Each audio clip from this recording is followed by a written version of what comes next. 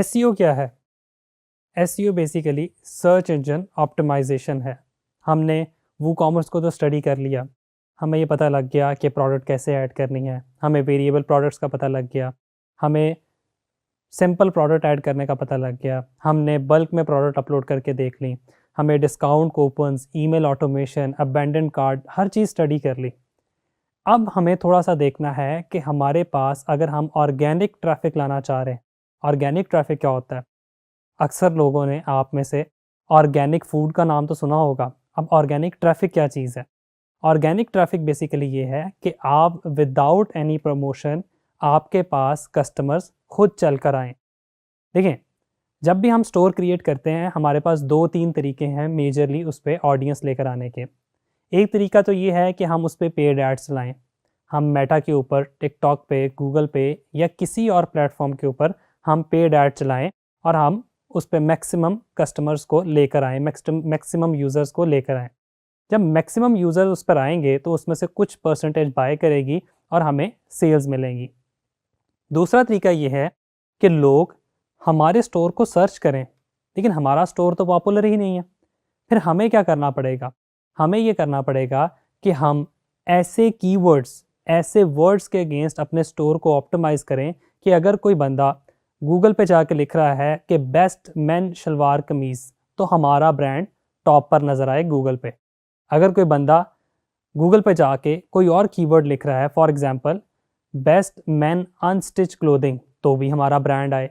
अब मैं ये चाह रहा हूँ कि मल्टीपल कीवर्ड्स के अगेंस्ट जो लोग गूगल पे जाके सर्च कर रहे हैं मेरा ब्रांड नज़र आए। तो ये कैसे पॉसिबल है? ये पॉसिबल है सर्च इंजन ऑप्टिमाइजेशन के थ्रू। हम इसको आगे चल के डिटेल में अगले लेक्चर्स में डिस्कस करेंगे।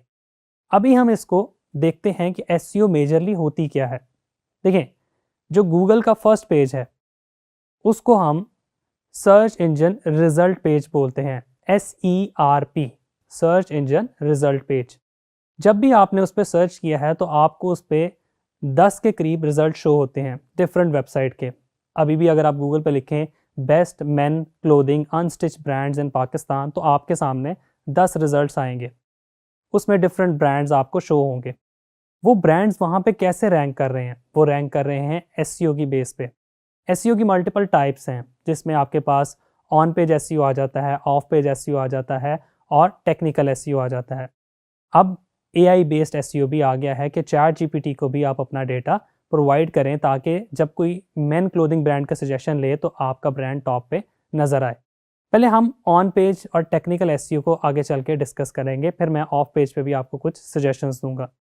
इसके लिए आपने, अगर आप डेडिकेटेडली चाह रहे हैं कि एसईओ पे बात करें या एसईओ पे आप रिसर्च करें या आपको एसईओ के बारे में पता लगे, तो डिजिस्किल्स का एक separate course search engine optimisation पे भी रिकॉर्डेड है, आप उसमें भी खुद को एनरोल कर सकते हैं। इसके अलावा आपने अभी तक ये समझ लिया कि ऑर्गेनिक ट्रैफिक कितनी ज़रूरी है।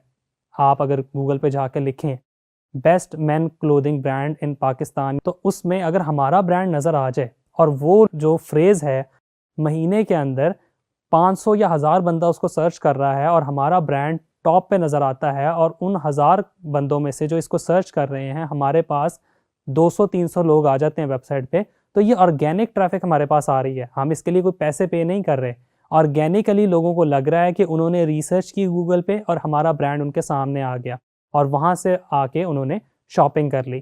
तो ये कॉन्सेप्ट है ऑर्गेनिक ट्रैफिक का और सर्च इंजन ऑप्टिमाइजेशन का। अब इमेजिन करें कि वो स्टोर्स जो इस तरह के कीवर्ड्स पे ऑप्टिमाइज खुद को कर लेते हैं, उनके पास ऑर्गेनिक ट्रैफिक कितनी आ सकती है, या सम टाइम तो उन्हें पेड ट्रैफिक की या मेटा एड्स की या टिकटॉक एड्स की ज़रूरत ही नहीं रहती।